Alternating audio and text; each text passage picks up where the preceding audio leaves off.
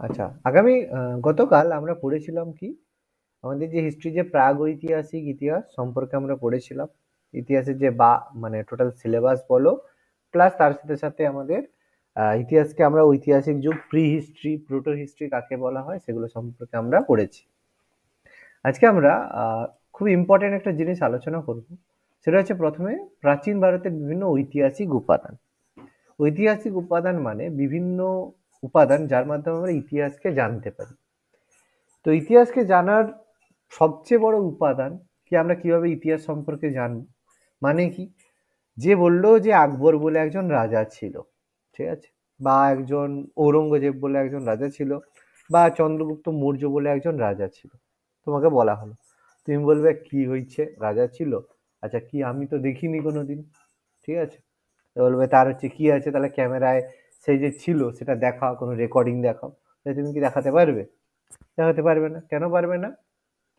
সেই সময় ক্যামেরা আবিষ্কার হয়নি, বা সেই সময় ব্যাপার কিছু সেই সময় ছিল না, যার মাধ্যমে আমরা বলতে পারি যে, হ্যাঁ, যার মাধ্যমে আমরা বলতে পারবো না যে এরকম কোনো রাজা চন্দ্রগুপ্ত মৌর্য বা আকবর বলে কোনো রাজা ছিল। কারণ আজকে যেরকম এরকম ক্যামেরার যুগ, সোশ্যাল নেটওয়ার্কিং এর যুগ আছে, তখন তো সেভাবে ছিল না। তাহলে তখনকার ঐতিহাসিক রচনা গুলো সম্পর্কে জানবো আমরা কিসের ভিত্তিতে? বলবো যে হ্যাঁ, এরকম একজন রাজা ছিল। সেগুলো জানার জন্য আমাদের দুটো জিনিস, মানে দুটো উপাদান আমাদের সাধারণত লাগে। একটা হচ্ছে সাহিত্যিক উপাদান, মানে বিভিন্ন যে সাহিত্যিক তারা সেই সব রাজাদের সম্পর্কে লিখেছে, যে এই একজন রাজা ছিলেন, তিনি তার রাজ্যকালে এই কাজকর্ম করেছেন, এই জন্য তিনি বিখ্যাত ছিলেন, লিখেছেন। আর কিছু প্রত্নতাত্ত্বিক উপাদান, সেই যে রাজা ছিল তার সম্পর্কে যে বলেছে, তিনি কিছু স্থাপন করেছিলেন, কিছু তৈরি করেছিলেন, সেগুলো হচ্ছে প্রত্নতাত্ত্বিক উপাদান। অর্থাৎ আমরা এই দুটো জিনিসের উপর ভিত্তি করে বলতে পারি যে কোনো একজন রাজা বা সেই সময়ের ঘটনাটা ঠিক ছিল, ঠিক আছে। অর্থাৎ সেগুলো আমরা, মানে আমাদের যেমন তখন, কারণ তখন তো বললাম কোনো অনলাইন ছিল না, সোশ্যাল নেটওয়ার্কিং ছিল না, ক্যামেরা ছিল না। তাহলে এইরকম সাহিত্যিক উপাদান গুলো সম্পর্কে এগুলোকে আমাদের ইতিহাসের উপাদান বলা হয়। মানে কোনো কিছু জানতে গেলে এই ধরনের ঐতিহাসিক উপাদানটা আমাদের প্রয়োজন, নাহলে আমরা কিভাবে বলবো যে সেই সময় কিছু ঘটনা ঘটেছিল কিনা। এই সাহিত্যিক উপাদান হচ্ছে দু ধরনের, কিছু হচ্ছে দেশীয় সাহিত্য, আর কিছু হচ্ছে বৈদেশিক বিবরণী। দেশীয় সাহিত্য মানে আমাদের যে বিভিন্ন দেশীয় যে রাইটার রয়েছে, ইন্ডিয়ান যে রাইটার রয়েছে, তারা তাদের সাহিত্য বা তাদের বই সম্পর্কে তারা লিখেছে। কিছু কিছু তার সাথে সাথে কিছু বৈদেশিক বিবরণী, মানে ভারত আমরা জানি সব থেকে জ্ঞানের পীঠস্থান ছিল, যেখানে পৃথিবীর প্রায় সমস্ত দেশ থেকে পরিব্রাজকরা আসতেন, মানে জ্ঞান আহরণের জন্য। হিউয়েন সাং থেকে শুরু করে ফাহিয়েন, মেগাস্তিনিস, আমরা আরো অনেকের নাম আমরা জানবো আস্তে আস্তে। তো তাদের বিবরণী থেকেও আমরা জানতে পারবো যে ভারত কেমন ছিল। অর্থাৎ ইতিহাস জানার জন্য এই, মানে দেশীয় সাহিত্য এবং বৈদেশিক বিবরণী প্রত্যেকের কিন্তু প্রয়োজন, যে তারা ভারত সম্পর্কে কি লিখেছে। ওকে, এবার আমরা দেখব এই দেশীয় সাহিত্যের মধ্যে কি কি জিনিস রয়েছে। যেগুলো লিস্ট রয়েছে তার বাইরেও একাধিক জিনিস রয়েছে। আমরা ততটাই পড়বো যতটা আমাদের প্রয়োজনীয় বা পরীক্ষার জন্য প্রয়োজনীয় হবে। প্রথমে রয়েছে কি দেশীয় সাহিত্য, অর্থাৎ এই যে দেশের যে, মানে আমাদের ভারতের যে সাহিত্যগুলো রয়েছে সেগুলো সম্পর্কে। তাহলে তার মধ্যে সর্বপ্রথম কি রয়েছে? আমাদের বৈদিক সাহিত্য, মানে যে বেদকে কেন্দ্র করে। বেদ, আমরা জানি আমাদের পৃথিবীর প্রথম গ্রন্থ বা প্রথম বই, লিখিত বই হচ্ছে বেদ। সেটা হচ্ছে কি ঋগ্বেদ। তাহলে ঋগ্বেদকে বলা হয় পৃথিবীর প্রাচীনতম ধর্মগ্রন্থ বা পৃথিবীর প্রাচীনতম গ্রন্থ। মানে প্রথম যদি কোনো বই বলা হয়, সেই বইটা কিন্তু ঋগ্বেদ। ঋগ্বেদের আগে কোনো কিছু কিন্তু বই ছিল না, কারণ এর আগে কি হতো, সবকিছু মুখে মুখে মনে রাখতে হতো, ঠিক আছে। কিন্তু ঋগ্বেদ প্রথম বই, যেটা বুক হিসাবে, ধর্মগ্রন্থ বলার থেকে বড় কথা, প্রথম বই ছিল, যেটা কি 4 ভাগে বিভক্ত ছিল, ঠিক আছে?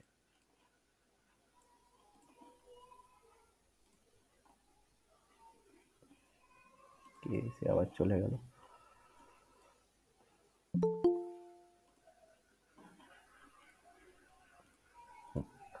তো এই বেদ 4 ভাগে বিভক্ত ছিল। কি কি ছিল? একটা ছিল ঋগ্বেদ, একটা ছিল সামবেদ, একটা হচ্ছে যজুর্বেদ, আর একটা হচ্ছে অথর্ববেদ। তো এই বেদ সম্পর্কে আমরা পরবর্তী চ্যাপ্টারে পড়বো, যেখানে আমরা বৈদিক সাহিত্য বা বৈদিক সমাজ সম্পর্কে পড়বো। সেখানে আমরা এগুলোর সম্পর্কে আরো বিস্তারিত আলোচনা করব, যে এই বইগুলো বা এই বেদের মধ্যে কি কি বিষয়বস্তু রয়েছে সেগুলো সম্পর্কে আমরা আলোচনা করব। এদের মধ্যে কি কি মানে কন্টেন্ট জিনিসপত্র রয়েছে আমরা পড়ব। এখানে আমরা জানবো যে ঋগ্বেদ, বেদ চারটি হয়: ঋগ্বেদ, সামবেদ, যজুর্বেদ আর অথর্ববেদ।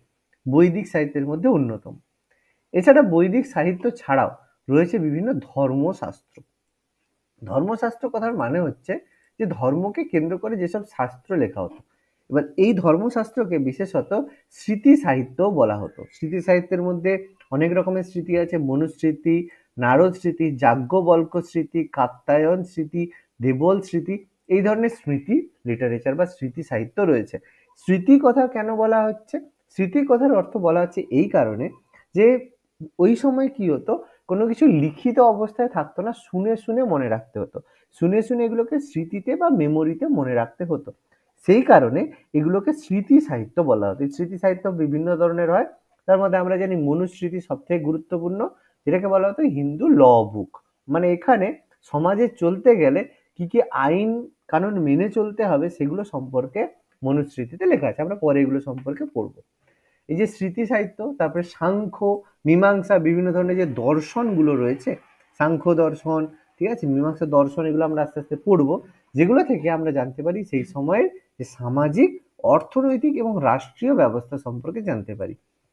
যে সেই সময় মানুষেরা সমাজে কিভাবে বসবাস করতো, তাদের অর্থনৈতিক জীবন কেমন ছিল, কিভাবে তারা অর্থনৈতিক জীবন তাদের পালন করতো, রাষ্ট্র কিভাবে গঠিত হতো, সেই সব সম্পর্কে বিবরণ আমরা ধর্মশাস্ত্র বা স্মৃতি সাহিত্য থেকে আমরা পেয়ে থাকি।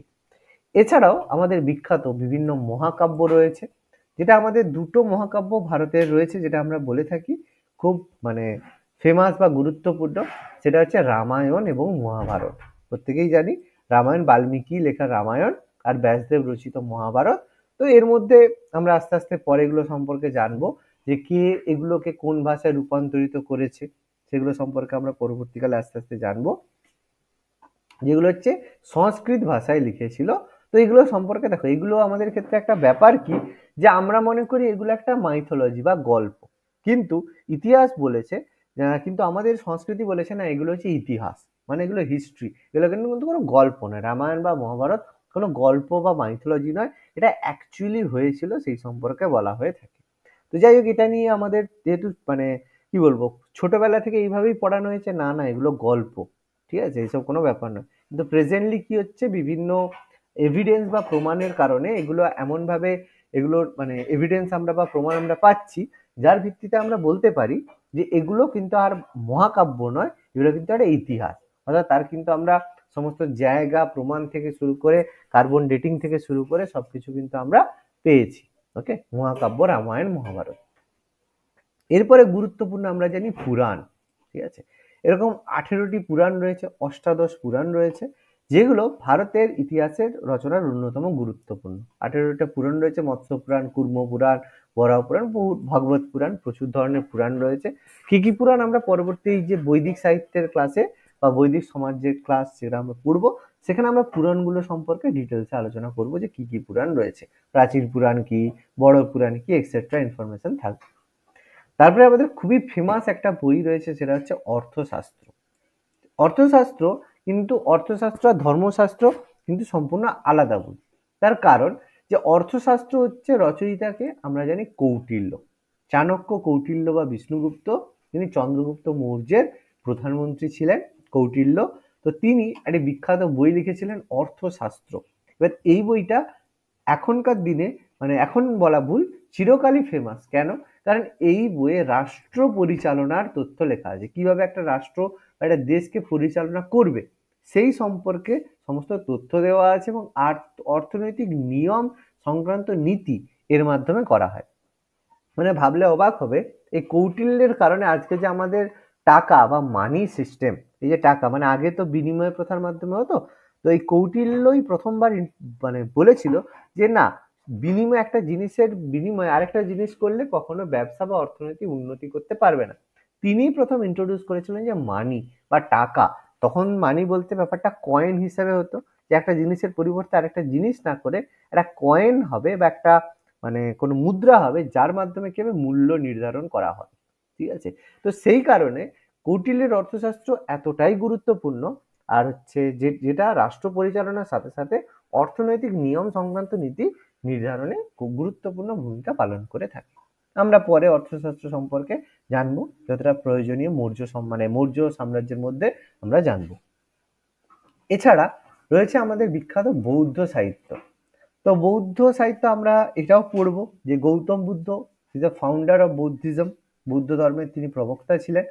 তো তিনি জন্মগ্রহণ করার পরে যে আমাদের বিভিন্ন প্রতিবাদী ধর্ম হয়েছিল, তার মধ্যে অন্যতম বা সব থেকে ফেমাস যে ধর্মটা হয়েছিল সেটা ছিল বৌদ্ধ ধর্ম। তো আমরা গৌতম বুদ্ধ সম্পর্কে পড়বো, তার জন্ম, তার মৃত্যু, তিনি কি কি কাজ করেছিলেন আমরা সবই পড়বো। যে বৌদ্ধ সাহিত্যের মধ্যে বিখ্যাত কিছু বই রয়েছে, তার মধ্যে ললিত বিস্তার, আর্য মঞ্জুশ্রী প্রকল্প, বিখ্যাত কিছু বৌদ্ধ সাহিত্য রয়েছে। এছাড়া বৌদ্ধদের যে ধর্মগ্রন্থ সেটা হচ্ছে ত্রিপিটক, সেটা সম্পর্কে আমরা জানি, যেটা বৌদ্ধদের প্রধান ধর্মগ্রন্থ, যেটা পালি ভাষায় কিন্তু লেখা হয়েছিল। ঠিক আছে, এই ত্রিপিটক সম্পর্কে আমরা পড়বো। তিনটে ভাগ: বিনয় পিটক, সুক্ত পিটক আর অভিধম্ম পিটক।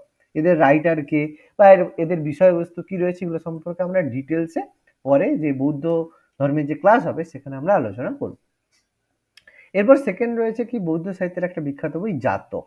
জাতক কি? জাতক হচ্ছে গৌতম বুদ্ধের পূর্বজন্মের কাহিনী। বলা হতো যে গৌতম বুদ্ধ মানে গৌতম বুদ্ধ হিসেবে জন্মানোর আগে আরো 108 বার জন্মগ্রহণ করেছিলেন। সেই কারণে তার পূর্বজন্মের কাহিনীগুলো সেখানে লেখা রয়েছে। তো বেসিক্যালি ব্যাপারটা কি, যে গৌতম বুদ্ধ কি তাহলে আগে পূর্বজন্ম, এটা যারা বুদ্ধিস্ট হয় তারা এটাকে মানে পূর্বজন্মের কাহিনী, কিন্তু এটা অ্যাকচুয়ালি কি? এটা অ্যাকচুয়ালি হচ্ছে কি, যে তোমাকে যদি একটা জ্ঞানের কথা বলা হয়, এই সদা সত্য কথা বলিবে, এরকম একটা জ্ঞান দেওয়া হল, তুমি কি সেটা মনে রাখবে? এই খেলতে গিয়ে সব ভুলে যাবে। কিন্তু সেটাকেই যদি তোমাকে একটা গল্পের ছলে বলা হয়, যে একটা রাজার একটা বা রাখাল বালক ছিল, সে রাখাল বালক প্রত্যেক দিন বাঘ বাঘ বলে চিৎকার করতো, একদিন সত্যি সত্যি বাঘ এলো, তাহলে এরকম কি মিথ্যে কথা বলবে না, তাহলে গল্পটা কিন্তু মনে রেখেছো। কিন্তু যদি নীতি কথা বলে সেটা কিন্তু মনে থাকে না। সেই জন্য আমাদের ঈশপের গল্প এইভাবেই করা হতো। তো জাতকও ছিল সেরকম, যে গৌতম বুদ্ধ তার যে নীতিগুলো বা যে তার যে টিচিং যেগুলো, সেগুলো তার যে শিষ্য রয়েছে তারা যাতে সেটা মনে রাখে, সেই কারণে জাতকের একটা গল্পের মাধ্যমে তিনি শিক্ষা প্রবক্তা করতেন। কিন্তু বৌদ্ধরা এটাকে তার পূর্বজন্মের কাহিনী বলে মনে করে, যে গৌতম বুদ্ধ এর আগে কি কিভাবে জন্মগ্রহণ করেছিলেন। ঠিক আছে, জাস্ট ইজ এ থট। এছাড়া বিখ্যাত একটা বৌদ্ধ গ্রন্থ রয়েছে অঙ্গুত্তর নিকায়, যেটা ত্রিপিটকের একটা অন্তর্গত গ্রন্থ, যেখানে প্রথম জনপদের ধারণা পায়। জনপদটা কি? প্রাচীন ভারতে কি হতো, বিভিন্ন আমরা আস্তে আস্তে বৈদিক সাহিত্যে পড়বো যে বিভিন্ন গোষ্ঠী বা ট্রাইবরা থাকতো, তারা একে অপরের সাথে সংঘর্ষের মাধ্যমে তারা থাকতো। ভরত ট্রাইব থেকে শুরু করে আস্তে আস্তে আমরা পড়বো।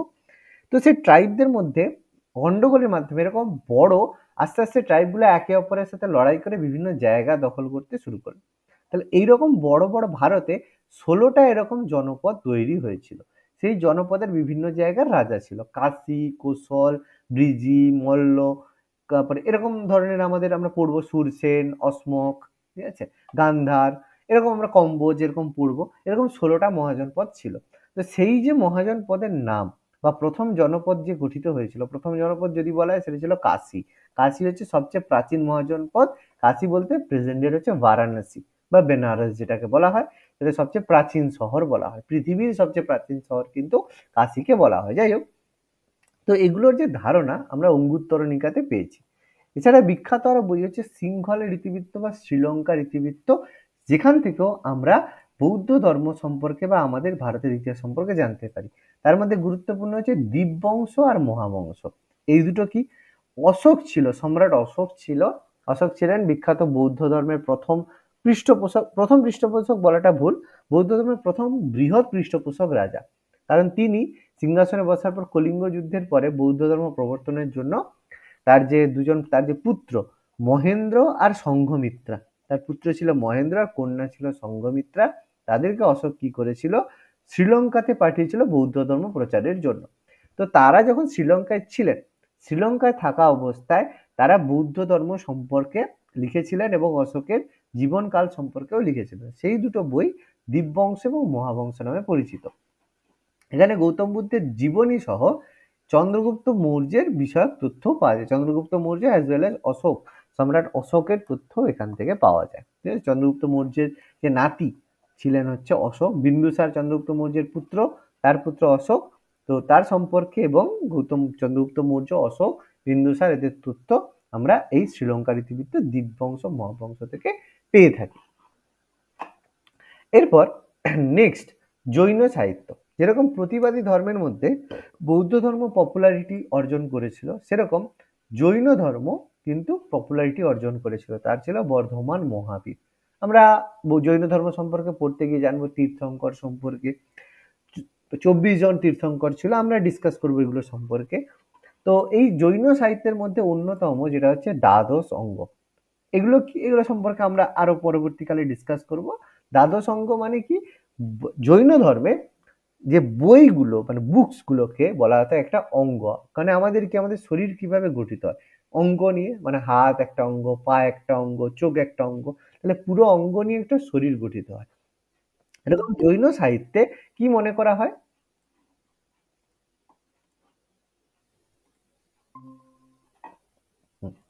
সেরকম জৈন সাহিত্যে কি মনে করা হয়, জৈন সাহিত্যে মনে করা হয় যে এইরকম 12টা বুক বা 12টা অঙ্গ নিয়ে জৈন ধর্ম গঠিত হয়েছে। সেই জন্য জৈন ধর্মের যে ধর্মগ্রন্থ সেটাকে দ্বাদশ অঙ্গ বলা হয়। আবার দ্বাদশ অঙ্গের মধ্যে দ্বাদশ উপাঙ্গও রয়েছে, সেগুলো আমরা আবার জৈন ধর্ম পড়ার সময় পড়বো। এর মধ্যে ফেমাস হচ্ছে একটা জৈন ভগবতী সূত্র, যেখান থেকেও আমরা এই যে ষোড়শ মহাজনপথের নামগুলো পাই, ওই যে অঙ্গুত্তর নিকায় আর এরকম জৈন ভগবতী সূত্র যেখান থেকে আমরা পাই। এছাড়া আরো বিখ্যাত কিছু বই রয়েছে। পরিশিষ্ট পার্বণ, যেটা হচ্ছে হেমচন্দ্রের লেখা বই, যেখান থেকে রাজা চন্দ্রগুপ্ত মৌর্য সম্পর্কে আমরা জানতে পারি। এছাড়া ভদ্রবাহুর লেখা বিখ্যাত বই হচ্ছে জৈন কল্পসূত্র, যেটা ভদ্রবাহু লিখেছেন মহাবীর সম্পর্কে। এছাড়া অঙ্গ, উপাঙ্গ, মূল, সূত্রাদি এরকম আরো বিভিন্ন ধর্মনিরপেক্ষ বই রয়েছে জৈন ধর্ম সম্পর্কে, যেগুলো আমাদের মানে ভারতের ইতিহাসের মধ্যে অন্যতম। এছাড়া আমাদের ইতিহাসের অন্যতম বিষয়বস্তু বা অন্যতম বুকস হচ্ছে জীবনচরিত। জীবনচরিত মানে বিভিন্ন ব্যক্তির জীবন কাহিনী, মানে আমরা যেটাকে বায়োগ্রাফি বলে থাকি। তো এই জীবন চরিতগুলো কিন্তু খুব গুরুত্বপূর্ণ, কারণ এই জীবন চরিত থেকে সেই ব্যক্তির চরিত্র সম্পর্কে আমরা বুঝতে পারি। কারণ আমরা কোনো জিনিস দেখবে, আমরা আব্দুল কালাম সম্পর্কে যদি জানতে চাই তাহলে কি করব, তার বায়োগ্রাফি পড়বো। তাহলে বায়োগ্রাফি পড়লে বুঝতে পারবো তিনি কেমন ছিলেন। ঠিক আছে, তো সেরকম এইসব রাজাদেরও কিন্তু যারা সভাসদ থাকতো বা সভাকবি থাকতো, তারা তাদের সব জীবন কাহিনী লিখতেন। যেমন বিখ্যাত আমরা জানি হর্ষচরিত, যেটা কি রাজা হর্ষবর্ধনের সম্পর্কিত বই, যেটা তার সভাকবি বাণভট্ট লিখেছিলেন। এছাড়া বুদ্ধচরিত, যেটা গৌতম বুদ্ধর সম্পর্কিত লেখা অশ্বঘোষ লিখেছিলেন কনিষ্কর টাইম পিরিয়ডে, কারণ কনিষ্ক বৌদ্ধ ধর্মের বড় পৃষ্ঠপোষক ছিলেন। অশ্বঘোষ কনিষ্কের রায় দরবারে থাকতেন এবং তিনি গৌতম বুদ্ধের জীবনী সম্পর্কে বুদ্ধচরিত লিখেছিলেন। এছাড়া রামচরিত, খুব বিখ্যাত বই রামচরিত, যেটা পাল রাজা রামপাল সম্পর্কে লেখা। এটা রামপালের যে সভাকবি ছিল সন্ধ্যাকর নন্দী, তিনি এটা সম্পর্কে লিখেছিলেন। ভীষণ ফেমাস বই। ঠিক আছে, এছাড়া আমাদের আমাদের বিক্রমাঙ্ক দেবচরিত, যেটা চালুক্য রাজা ষষ্ঠ বিক্রমাদিত্য, তিনি তার সম্পর্কে লেখা বই, যে বিলহন, তার রাজসভায় উপস্থিত ছিলেন বিলহন, তিনি এই বিক্রমাঙ্ক দেবচরিত, যেটা ষষ্ঠ রাজা বিক্রমাদিত্য, যার সময় আমরা বিভিন্ন ফাউন্ডেশন মানে প্রচুর মন্দির ফাউন্ডেশন আমরা দেখতে পাই চালুক্য বংশের, সেটা সম্পর্কে রয়েছে। এছাড়া বাগপতি রাজের গৌড়গাঁও, যার মাধ্যমে বেসিক্যালি আমরা শশাঙ্ক সম্পর্কে জানতে পারি।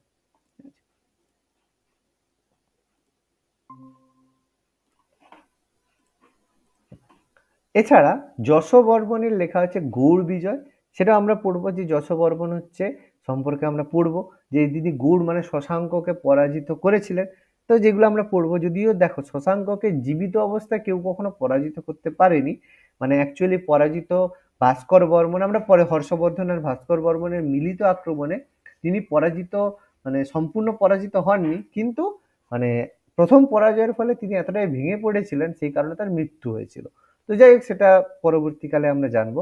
এছাড়া কুমার পাল চরিত, জয় সিংহের কুমার পাল চরিত, পদ্মগুপ্তের নবশঙ্ক চরিত, এবং খুবই বিখ্যাত একটা বই সেটা হচ্ছে পৃথ্বীরাজ রস বা পৃথ্বীরাজ চরিত, যেটা বিখ্যাত, তার যে সভাকবি ছিল চাঁদ বরদুয়ের লেখা বই, যেখান থেকে আমরা পৃথ্বীরাজ চৌহান এবং মোহাম্মদ ঘুরির যে তরাইনের যুদ্ধ হয়েছিল তার বিবরণী আমরা পেয়ে থাকি। তাহলে এই ধরনের বায়োগ্রাফি আমাদের ইতিহাসের সব থেকে গুরুত্বপূর্ণ।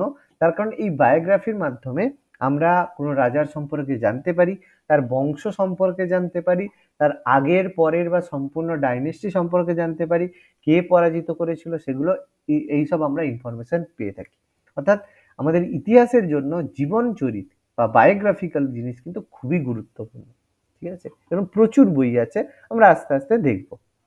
এছাড়া অন্যান্য কিছু বই রয়েছে যেগুলো কোনো বায়োগ্রাফি নয় কিন্তু ইতিহাসের জন্য গুরুত্বপূর্ণ, যেমন কীর্তি কৌমুদী সোমেশ্বরের লেখা বই, প্রবন্ধ কোষ ভেরি ভেরি ইম্পর্টেন্ট বই রাজশেখরের লেখা বই, প্রবন্ধ চিন্তামণি মেরুতুঙ্গের লেখা বই, হামির রাসো সারঙ্গাধরের বই, রসমালা সোমেশ্বরের বই, এছাড়া বসন্ত বিলাস বালচন্দ্রের বই, আর চাচানামা ভীষণ ভীষণ ফেমাস একটা বই, যেমন পৃথ্বীরাজ চরিত ফেমাস রয়েছে বা পরীক্ষায় আমাদের পড়ে থাকে পৃথ্বীরাজ চরিত সম্পর্কে, সেরকম চাচানামা একটা বিখ্যাত বই যেটা আরবদের সিন্ধু বিজয় সম্পর্কে রয়েছে। কবি ইসমাইল এটা লিখেছিলেন, যেটা 712 খ্রিস্টাব্দে 712 এডিতে, যখন আমাদের এডি না বলে এখন মানে লিখতে হবে, সিই লিখতে হবে, এখন আর আমরা এডি বিসি লিখতে পারি না। ঠিক আছে, যারা প্রথম ক্লাস করছো আমি অলরেডি আগে বলে দিয়েছি, বা যারা জানো না তাদের বলছি, আমরা কিন্তু আর এডি বিসি লিখতে পারবো না।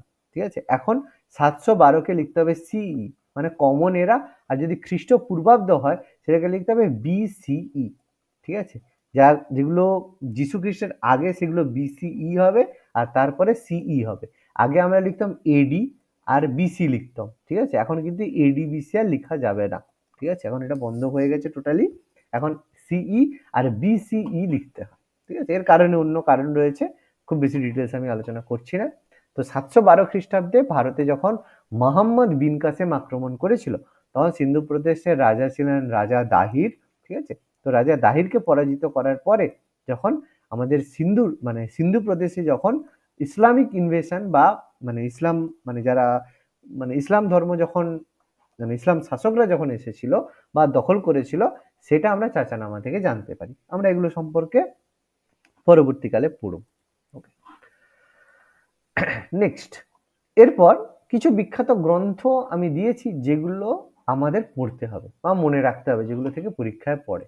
ঠিক আছে, যেমন শত সাহসিকা, প্রজ্ঞা পারমিতা, মাধ্যমিক সূত্র, রসরত্নাকর, বিখ্যাত কিছু বই, যেটা আমাদের কার লেখা বই? নাগার্জুনের লেখা বই। একজন বুদ্ধিস্ট একজন ফিলোসফার ছিলেন নাগার্জুন, তার লেখা বিখ্যাত বই হচ্ছে শত সাহসিকা, প্রজ্ঞা পারমিতা, মাধ্যমিক সূত্র, রসরত্নাকর। নাম মুখস্থ রাখতে হবে, এই বইয়ের রচয়িতা কে, দিয়ে পরীক্ষায় কিন্তু অপশন দেবে। সুশ্রুতের লেখা বই, আমরা সুশ্রুত সংহিতা জানি। সুশ্রুত আমাদের প্রথম যাকে বলবো যে সার্জেন্ট ডক্টর, যিনি আমাদের শল্য চিকিৎসার জনক যাকে বলা হয়ে থাকে, খুব ফেমাস। এছাড়া আমাদের কামসূত্র, ঋষি বাদশায়নের লেখা বই ছিল কামসূত্র, যেখানে ইন্ডিয়ান সেক্স আর যে এডুকেশন সম্পর্কে বলা হয়েছে, এবং সেটা ডেডিকেটেড করা হয়েছে আমাদের মধ্যপ্রদেশের যে খাজুরাহ টেম্পল রয়েছে সেখানে, যেটা আমাদের ইউনেস্কো ওয়ার্ল্ড হেরিটেজ সাইটে রয়েছে, সেখানে কামসূত্রের সম্পর্কে প্রপার এনগ্রেভ করা রয়েছে। এছাড়া বিখ্যাত বই আমরা জানি মুদ্রা রাক্ষস আর দেবী চন্দ্রগুপ্তম। কার লেখা বই? বিশাখ দত্তের লেখা বই। দুটো বই ভীষণ ফেমাস, কারণ মুদ্রা রাক্ষস থেকে আমরা মৌর্য বংশের স্থাপনা সম্পর্কে জানতে পারি, কিভাবে চন্দ্রগুপ্ত মৌর্য সাম্রাজ্যের প্রতিষ্ঠা করেছিলেন ধননন্দকে পরাজিত করে। আর দেবী চন্দ্রগুপ্ত আমরা জানি যে দ্বিতীয় চন্দ্রগুপ্ত কিভাবে ধ্রুব দেবীকে রক্ষা করার পরে আবার গুপ্ত সাম্রাজ্যের পুনঃস্থাপনা করেছিলেন এবং শকদেরকে ভারত থেকে যে বিতাড়িত করেছেন সেগুলো সম্পর্কে আমরা জানতে পারি। খুব ফেমাস বই। এছাড়া আমাদের অমর কোষ, যেটা অমর সিংহের লেখা বিখ্যাত বই, অমর কোষ। কথা সরিত সাগর, বিখ্যাত সোমদেবের লেখা বই। অর্থশাস্ত্র, যেটা চাণক্য, কৌটিল্য বা বিষ্ণুগুপ্তের লেখা বই, যেটা সম্পর্কে আমরা একটু আগেই বললাম যে চন্দ্রগুপ্ত মৌর্যের সময় লেখা হয়েছিল। তারপর বিখ্যাত রাইটার অশ্ব ঘোষ, যেটা কনিষ্কের দরবারে আমরা বললাম, বুদ্ধচরিত, গৌতম বুদ্ধের জীবনী, বজ্রসূচি, সূত্রালঙ্কার, সৌন্দরানন্দ, সারিপুত্র প্রকরণ, এই বইগুলোর বিষয়বস্তু কি? এগুলো আমরা যখন কনিষ্কের যে কুষাণ এম্পায়ার পড়বো তখন আমরা এর মধ্যে বিষয়বস্তু কি সেগুলো আমি বলবো। চরকের লেখা বই, বিখ্যাত চরক সংহিতা। চরক হচ্ছে ফার্স্ট ইন্ডিয়ান ডক্টর বা ডাক্তার হিসেবে চরককে বলা হয়, আমরা তার সম্পর্কে পড়বো। এছাড়া বিখ্যাত বই দান সাগর, অদ্ভুত সাগর, উত্তর সাগর, প্রতিষ্ঠা সাগর, এগুলো আমাদের সেন বংশের বিখ্যাত রাজা বল্লাল সেনের লেখা বই। আমরা সেন বংশ পড়বো, যে পাল বংশ, তারপরে সেন বংশ, তারপরেই ভারতে মানে বাংলাতে মুসলিম শাসন শুরু হয়েছিল, আমরা পড়বো নালন্দা বিশ্ববিদ্যালয় যখন ধ্বংস হয়েছিল। তারপরে চাচানামার কথা আমরা একটু একটু আগেই পড়লাম, কাজী ইসমাইলের লেখা বিখ্যাত বই চাচানামা। তারপরে বিখ্যাত কালিদাসের লেখা বই অভিজ্ঞানম, শকুন্তলম, মালবিকাগ্নিমিত্র, মেঘদূত, কুমার সম্ভব, একাধিক বই রয়েছে। আমাদের বিখ্যাত কালিদাস, যাকে ইন্ডিয়ান শেক্সপিয়ার বলা হয়। তো যাই হোক, গুপ্ত সাম্রাজ্যে, গুপ্ত যুগে তিনি ছিলেন খুব ফেমাস একজন রাইটার ছিলেন। তারপর সিদ্ধান্ত শিরোমণি, ভাস্করাচার্যের লেখা বই। কিরিতার্জুনিয়ম, ভার্বির লেখা বই, ভীষণ ভীষণ ভীষণ গুরুত্বপূর্ণ একটা বই। ওকে। তারপর আমাদের বিখ্যাত যে মানে জ্যোতিষ বিজ্ঞানী, সে হচ্ছে বরাহমিহির, সূর্য সিদ্ধান্ত, পঞ্চ সিদ্ধান্তিকা, যেসব বই রয়েছে বরাহমিহিরের লেখা বই, খুব গুরুত্বপূর্ণ। তারপর হচ্ছে দশকুমার চরিত, যেটা বিখ্যাত দণ্ডিনের লেখা বই, আমরা পড়বো দণ্ডিনের লেখা বই। তারপর আমাদের ফেমাস হচ্ছে পঞ্চতন্ত্র, বিষ্ণু শর্মার লেখা বই, যেখানে আমরা বিভিন্ন নীতিবোধ সম্পর্কে গল্প পড়বো। তারপরে মত্তবিলাস প্রহসন, আরো বিখ্যাত বই মহেন্দ্র বর্মনের লেখা বই মত্তবিলাস প্রহসন।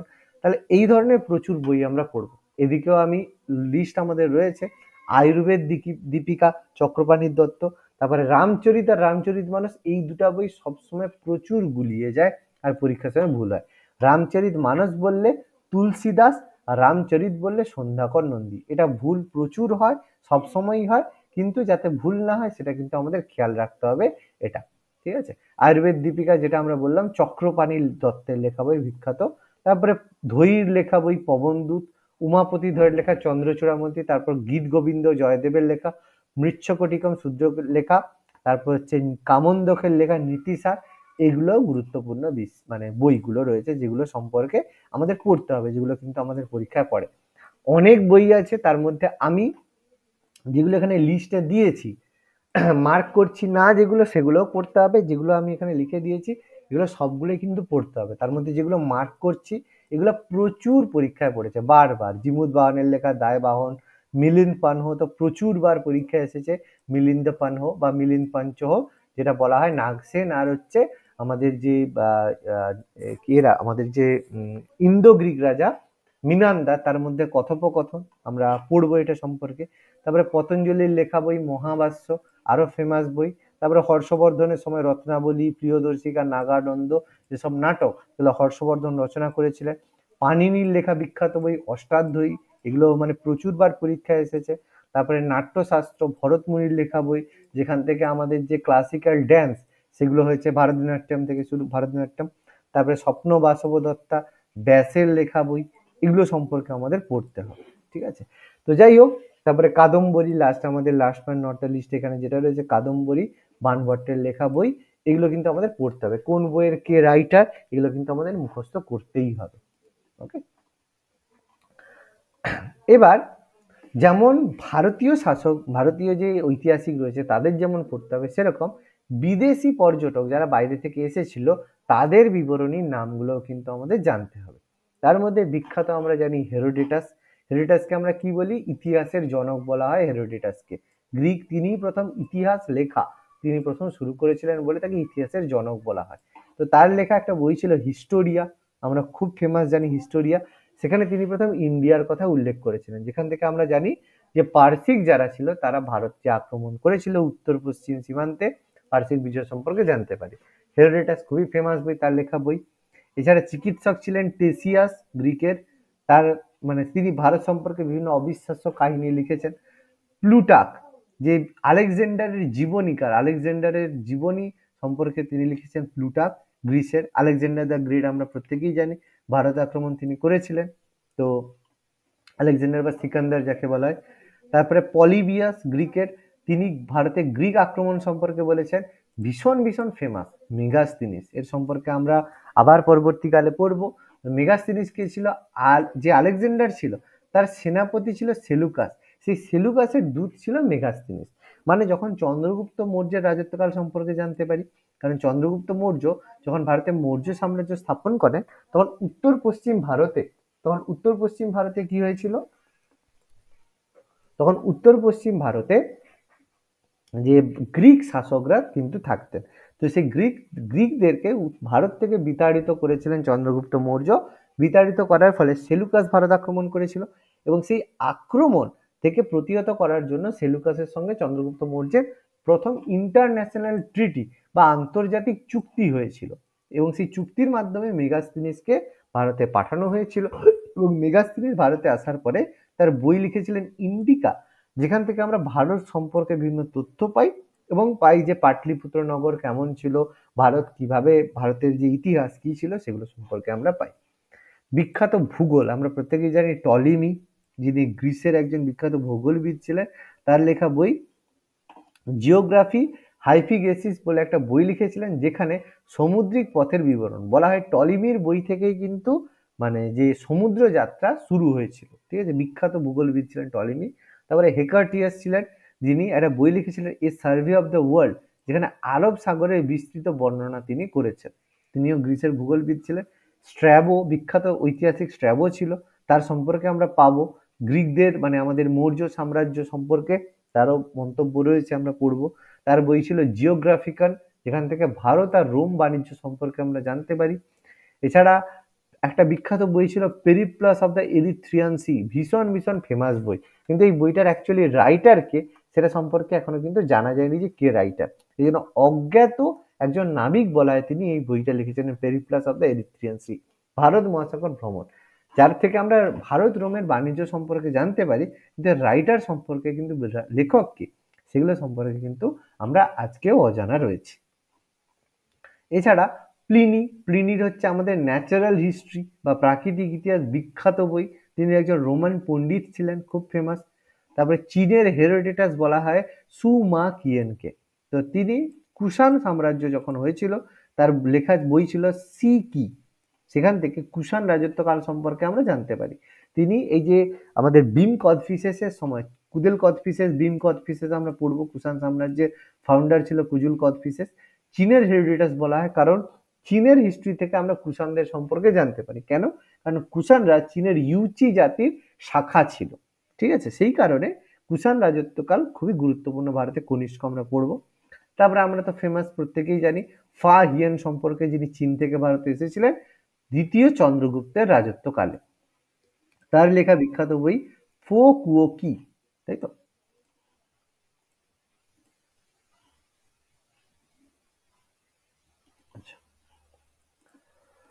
তার লেখা বিখ্যাত বই ছিল ফো কুও কি, যেখান থেকে দ্বিতীয় চন্দ্রগুপ্তের রাজত্বকাল সম্পর্কে আমরা জানতে পারি। তো যদিও এখানে ফো কুও কি বইতে তিনি কিন্তু দ্বিতীয় চন্দ্রগুপ্তের কোনো নাম কিন্তু কখনো মেনশন করেনি, চন্দ্র রাজা বলে তিনি মেনশন করেছেন, কিন্তু কোনো জায়গায় কিন্তু দ্বিতীয় চন্দ্রগুপ্ত সম্পর্কে বলেনি।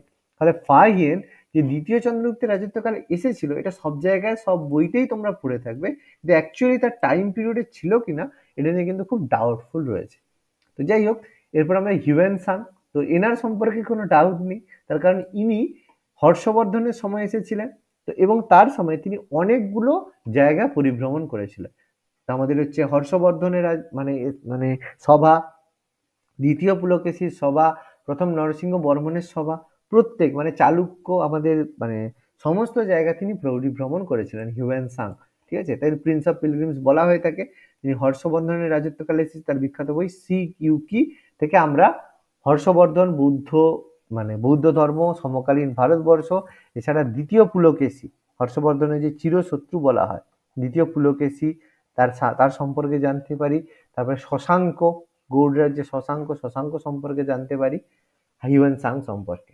আর বিখ্যাত আরেকজন ছিলেন ইৎসিং, চীন থেকে এসেছিলেন, তিনি তার বই থেকে আমরা গুপ্তদের সম্পর্কে জানতে পারি।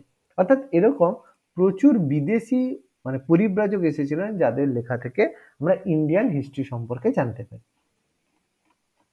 আচ্ছা, এরপর বিখ্যাত কিছু শিলালেখ বা লিপি আমরা পেয়েছি, যেই লিপি থেকে আমরা বিভিন্ন রাজা সম্পর্কে জানতে পারি।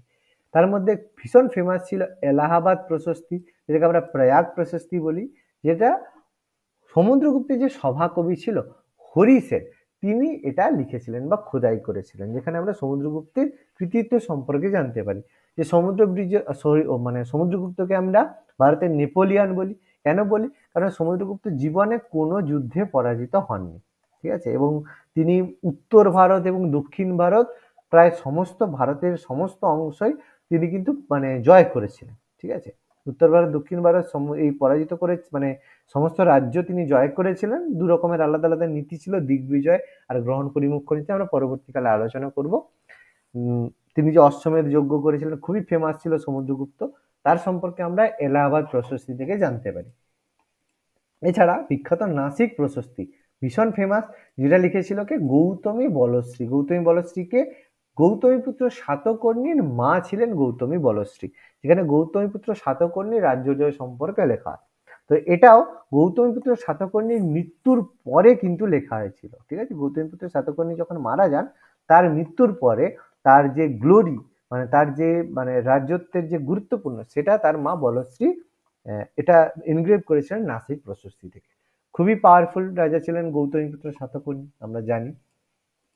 এরপর জুনাগড় প্রশস্তি, যেটা শক শাসক রুদ্রদামন লিখেছিলেন। শক রাজাদের ক্ষত্রপ বলা হতো, আর যদি পাওয়ারফুল হতো তাকে বলা হতো মহাক্ষত্রপ, ঠিক আছে? আমরা এগুলো সম্পর্কে পড়বো, মহাক্ষত্রপ। তো এই রুদ্রদামন খুব পাওয়ারফুল রাজা ছিলেন। তিনি এই যে আমাদের এই বিখ্যাত যে সুদর্শন হ্রদ ছিল, সেই সুদর্শন মেরামতের সাথে তিনি যুক্ত ছিলেন। যাই হোক, সুদর্শন হ্রদ নির্মাণ চন্দ্রগুপ্ত মৌর্যের সময় হয়েছিল, রুদ্রদামনের সময় এটা মেরামত হয়েছিল। আর রুদ্রদামনের যে সভাকবি ছিল রবি কীর্তি, ঠিক আছে? তো তিনি জুনাগড়ের প্রশস্তির সঙ্গে তিনি লেখার সাথে তিনি যুক্ত ছিলেন, আমরা পরবর্তীকালে পড়ব। ওকে, তারপর হচ্ছে গোয়ালিয়র প্রশস্তি। গোয়ালিয়র প্রশস্তি, যেখানে প্রতিহার রাজা রাজা ভোজ্যের অবদান সম্পর্কে লেখা হয়, ঠিক আছে? তারপর আইহোল প্রশস্তি, ভীষণ ভীষণ ফেমাস প্রশস্তি, যেটা হচ্ছে দ্বিতীয় পুলকেশীর সভাকবি রবি কীর্তি তিনি এটা লিখেছিলেন। এই যে দ্বিতীয় পুলকেশী আর আমাদের যে হর্ষবর্ধন, তারা ছিলেন চিরশত্রু। তো এই রবি কীর্তি আইহোল প্রশস্তিতে দ্বিতীয় পুলকেশীর কৃতিত্ব বর্ণনা করেছেন, যেটা আমাদের হর্ষবর্ধনের সাথে তার যে যুদ্ধ হয়েছিল একটা নর্মদা নদীর তীরে, ঠিক আছে? নর্মদা নদীর তীরে হর্ষবর্ধন আর হচ্ছে দ্বিতীয় পুলকেশীর মধ্যে মানে ব্যাটেল হয়েছিল, যেখানে বলা হয় কে জিতেছিল তার ফলাফল সম্পর্কে মানে একটা কন্ট্রোভার্সি রয়েছে। কেন কন্ট্রোভার্সি? কারণ রবি কীর্তি বলেছে দ্বিতীয় পুলকেশী জিতেছে, আর হর্ষবর্ধনের সভাপতি বানভট্ট বলেছে হর্ষবর্ধন জিতেছে। এবার কে জিতেছে কি করে বলবে? কারণ দুটোই ভালো অথেন্টিক সোর্স, ঠিক আছে? এবার এই হচ্ছে ব্যাপার। এছাড়া খুবই ফেমাস সেটা হচ্ছে দেওপাড়া প্রশস্তি, উমাপতি ধরের লেখা, যেটা হচ্ছে রাজা বিজয় সেন, সেন রাজা বিজয় সেনের কৃতিত্ব সম্পর্কে রয়েছে। ভীষণ ভীষণ ভীষণ ফেমাস একটা হাতি গুম্ফা লেখক, যেটা কলিঙ্গরাজ খারবেল, তিনি কট্টর জৈন ধর্মাবলম্বী একজন শাসক ছিলেন, যে চেদি বংশ ছিল, ঠিক আছে? চেদি বংশের তিনি শাসক ছিলেন কলিঙ্গরাজ খারবেল। তিনি কট্টর জৈন ছিলেন, ঠিক আছে? কিন্তু তিনি নিজেকে কিং অফ পিস বলে ডিক্লেয়ার করতেন, কারণ তিনি নিজে থেকে কখনো কোনো রাজ্য আক্রমণ করেনি, কিন্তু কেউ যদি আক্রমণ করে তাকে তিনি ছেড়ে কথা বলতেন না, ঠিক আছে? খুব শান্তিপ্রিয় রাজা ছিলেন কলিঙ্গরাজ খারবেল, তার সম্পর্কে হাতি গুম্ফা লেখা থেকে আমরা জানতে পারি। এছাড়া কলিঙ্গ লিপি, অশোকের কলিঙ্গ লিপি, যেহেতু অশোক কলিঙ্গ জয় করার পরে কলিঙ্গ লিপি লিখেছিলেন। সম্পদ লিপি, কনিষ্কের শাসনকাল সম্পর্কে জানা যায়। এরাল লিপি, দ্বিতীয় চন্দ্রগুপ্ত সম্পর্কে জানা যায়। তঞ্জোর লিপি, খুব খুব ইম্পর্টেন্ট একটা তঞ্জোর লিপি, চোল বংশের শাসক ছিল প্রথম রাজেন্দ্র চোল, তার রাজত্বকাল সম্পর্কে আমরা তঞ্জোর লিপি থেকে জানতে পারি। এছাড়া প্রথম রাজেন্দ্র চোলের থেকে আমরা তিরুমালাই লিপি সম্পর্কে জানতে পারি, যেটা তার মন্ত্রী বীরসেন লিখেছিলেন। এবার এই তিরুমালাই লিপিটা খুবই ফেমাস কেন? কারণ এখান থেকে আমরা চোল অ্যাডমিনিস্ট্রেশন মানে চোল রাজারা যে শাসন করতেন, তাদের গ্রাম কেমন ভাবে গঠিত হতো, কিভাবে শাসন করা হতো, টোটাল এই তিরুমালাই লিপি থেকে পাওয়া যায়। ভীষণ ভীষণ মানে ইম্পর্টেন্ট একটা লিপি হচ্ছে তিরুমালাই লিপি। পরবর্তীকালে আমরা চোল ডাইনেস্টি পড়ার সময় আমরা আলোচনা করব। খালিমপুর তাম্র শাসন বা খালিমপুর লিপি ধর্মপাল সম্পর্কে জানা যায়। এবার একটা জিনিস একটু বলে রাখি, এই তাম্র শাসন ব্যাপারটা কি? আগে কি হতো, আগে তো এরকম বই খাতা থাকতো না, কি হতো পাতার উপরে মানে যে তাল পাতা, ঠিক আছে? তাল পাতার উপরে লেখা হতো, কিন্তু তাল পাতার উপরে লেখা বেশি দিন টিকতো না, তাল পাতার পুঁটি। এই জন্য কি হতো, অনেক সময় তামার পাতার উপরে, ঠিক আছে, তামার প্লেট, যে তামার যে পাতা হয় তামার প্লেট, তার উপরে কি হতো খোদাই করে লেখা হতো। এগুলোকে তাম্র শাসন বলা হতো, কারণ তাল পাতা কিছুদিন পরে শুকিয়ে যায়, নষ্ট হয়ে যায়, ওই জন্য তামার উপরে এগুলোকে এনগ্রেভ করা হতো। এখান থেকে এগুলোকে নাম তাম্র শাসন হয়েছে, ঠিক আছে? এছাড়া হচ্ছে ভিতারি লিপি, স্কন্দগুপ্ত, যাকে আমরা হচ্ছে ভারতের রক্ষাকারী বলা হয়, কারণ স্কন্দগুপ্ত ভারতে হুন আক্রমণ প্রতিহত করেছিলেন। ঠিক আছে, হুন আক্রমণ, দ্বিতীয় চন্দ্রগুপ্তের নাতি ছিলেন তিনি। ঠিক আছে, হুন আক্রমণ তিনিও বিক্রমাদিত্য উপাধি নিয়েছিলেন, আমরা পড়বো তার সম্পর্কে স্কন্দগুপ্ত।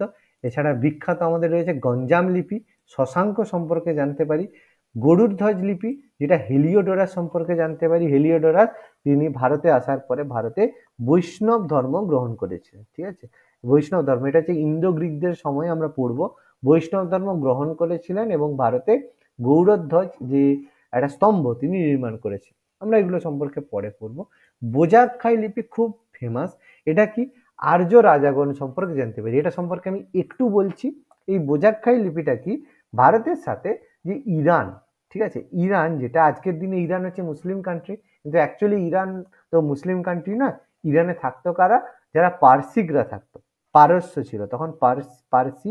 ঠিক আছে, পারসি মানে আজকের দিনে যে পারসি কমিউনিটি রয়েছে, ঠিক আছে, সেখান থেকে এই জায়গার নাম ছিল, তখন নাম ছিল পারসিয়া।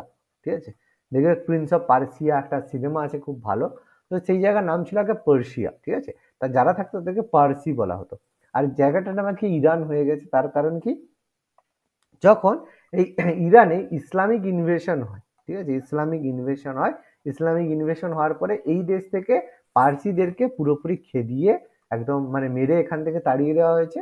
তাড়িয়ে দেওয়ার পরে তারা একমাত্র এখন পার্সি, পৃথিবীর পার্সি শুধুমাত্র ইন্ডিয়াতে আছে। তার কারণ ইন্ডিয়া এমন একটা দেশ যে সমস্ত ধর্মের কমিউনিটিকে শেল্টার দিয়ে থাকে। ঠিক আছে, কারণ যদি আফগানিস্তান বলি, আফগানিস্তান এখন কি তালিবান শাসক, 100% মুসলিম।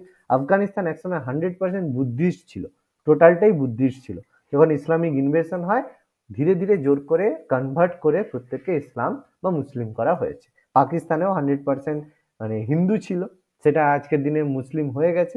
আর ইন্ডিয়ার তো আস্তে আস্তে বিভিন্ন রাজ্যতেও সেই কাজগুলো চলছে। কেরালা থেকে শুরু করে, কেরালা তো প্রায় হয়ে গেছে, ওয়েস্ট বেঙ্গলের অবস্থাও যথেষ্ট খারাপ। তো যাই হোক, সেগুলো তো চলছেই।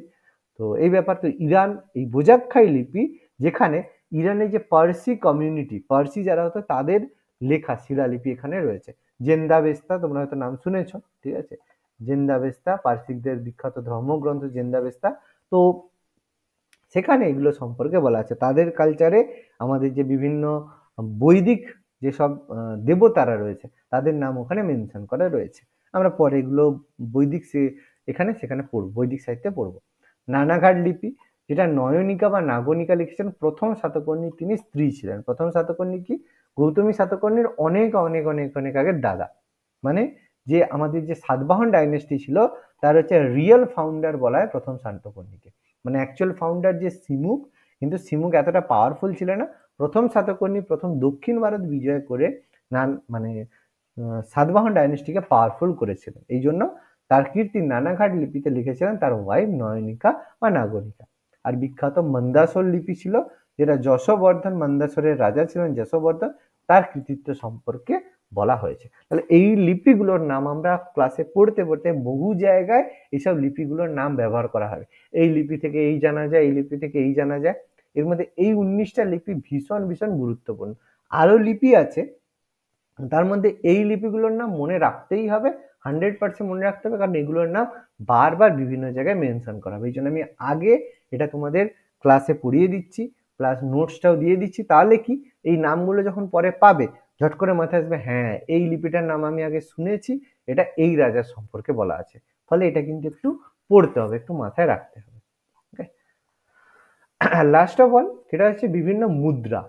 সেই সময় বিভিন্ন আমরা জানি যে মুদ্রা ব্যবহার করা হতো, ট্রেডিং, আর প্রথমে হতো বিনিময় প্রথার মাধ্যমে, পরে কি হতো, এগুলো মুদ্রার মাধ্যমে কারেন্সি এক্সচেঞ্জ করা হতো। তার মধ্যে বিখ্যাত বৈদিক যুগের মুদ্রা ছিল মনা এবং নিস্কো। যদিও এই দুটো যে মুদ্রা, যেটা বলা হচ্ছে বৈদিক যুগের স্বর্ণ মুদ্রা ছিল, কিন্তু এটাকে ডাউটফুল যে এই দুটো কোনো মুদ্রা ছিল কিনা, এটা ডাউটফুল ছিল। কেন বলা হয়, কারণ বৈদিক যুগে কোনো মুদ্রা কয়েনেজ সিস্টেম ছিল না, টোটালি বিনিময় প্রথা বা বাটার সিস্টেমের মাধ্যমে পালন করা হতো। বিনিময় প্রথা বা বাটার সিস্টেমের মাধ্যমেই হতো। পরবর্তীকালে ওই যে বললাম, যখন মৌর্য সাম্রাজ্যে এসে কয়েন বা মুদ্রা চালু হয়েছিল, ফলে এটা একটা ডাউটফুল। যদিও যদি বলা হয় যে বৈদিক যুগে দুটি স্বর্ণ মুদ্রার উদাহরণ দাও, তাহলে বলবে অবশ্যই মোনানিস্কো, কিন্তু এটা ডাউটফুল। ঠিক আছে, এছাড়া পুরাণে বা পুরাণ বা ধারণ বিভিন্ন ধরনের রতি রৌপ্য মুদ্রা রয়েছে, যেগুলো হচ্ছে পুরাণ বা ধারণ বলা হয়ে থাকে, কারণ সে সময় ব্যবহার করা হতো। শতমান খুব ফেমাস তোমার হচ্ছে কয়েন ছিল, ত্রিশল বা শতমান পরবর্তী বৈদিক যুগের মুদ্রা ছিল, গোল্ড কয়েন ছিল। কারসাপন ভীষণ ফেমাস, যেটা হচ্ছে মৌর্য শাসকে, ঠিক আছে, মৌর্য যুগে কারসাপন ছিল প্রথম স্বর্ণ মুদ্রা, ঠিক আছে, এবং সব থেকে ফেমাস ছিল কারসাপন। এছাড়া নিক্ক ছিল, যেটা বৌদ্ধ ধর্মগ্রন্থে নিষ্ককে নিক্ক বলা হয়।